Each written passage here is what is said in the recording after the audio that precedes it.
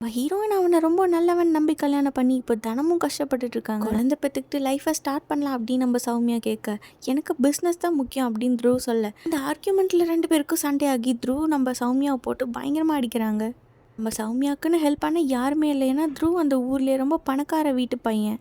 நம்ம சௌமியா பயங்கரமாக அடிபட்டு நடந்து போயிட்டு இருக்கிறத போலீஸ் பார்த்துட்டு நெக்ஸ்ட் டே நம்ம த்ருவுக்கு வார்ன் பண்ணுறாங்க.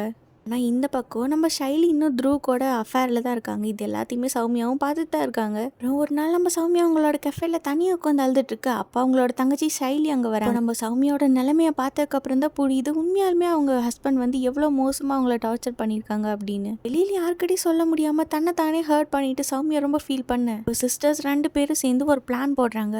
ஒரு நாள் த்ருவை கூட்டிகிட்டு பேராகிளைடிங் போகிறாங்க. ஒரு வழியில் அவங்களோட கெஃபேல இறங்கி நம்ம சௌமியா ஷைலியாவும் ஷைலி வந்து சௌமியா மாதிரியும் 2 பேரும் மாறிக்கிறாங்க. நம்ம ஹீரோனுக்கு ஹைட்னா பயம், அதனால ஷைலி வந்து சௌமியாவா மாதிரி த்ருவ் கூட பேராகிளைடிங் போக அங்கேருந்து அவங்களோட சீட் பெல்ட்டை கழட்டி விட்டுடுறாங்க. ஒரு வழியாக அவங்கள காப்பாற்றிட்டு என்னோட ஹஸ்பண்ட் என்னை கொலை பண்ண பார்த்தான் அப்படின்னு சொல்ல இப்போ அந்த கேஸ் கோர்ட் வரைக்கும் வந்துடுச்சு. இங்கே 2 பேரும் சேர்ந்து த்ருவுக்கு அகேன்ஸ்டாக எவிடன்ஸை கலெக்ட் பண்ணதுனால இப்போ அவர் ஜெயிலுக்கு போயிடுறாங்க. உண்மையெல்லாம் தெரிஞ்சுமே போலீஸ் ஆஃபீஸர் நம்ம ஹீரோனுக்கு தான் சப்போர்ட் பண்ணுறாங்க.